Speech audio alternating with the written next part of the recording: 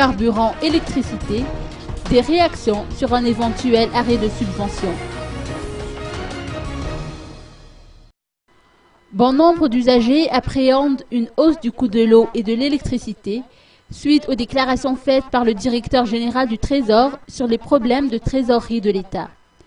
Une publication récente de la DGT précise d'ailleurs que l'État ne pourra pas indéfiniment subventionner la Jirama et le carburant. Un responsable auprès de la Jirama a indiqué que cet arrêt de subvention n'est pour l'instant qu'une éventualité, aucune décision ferme des dirigeants allant dans ce sens n'ayant encore été prise. Il estime que l'État subventionne de nombreux organismes et s'il met fin à la subvention accordée à la Jirama, il devrait en faire de même pour le secteur pétrolier, le transport, la compagnie Air Madagascar, pour ne citer que cela.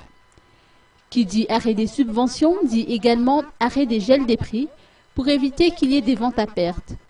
Le tarif de la Jirama à temps appris dépend du dollar, du pétrole et de l'indice du prix à la consommation.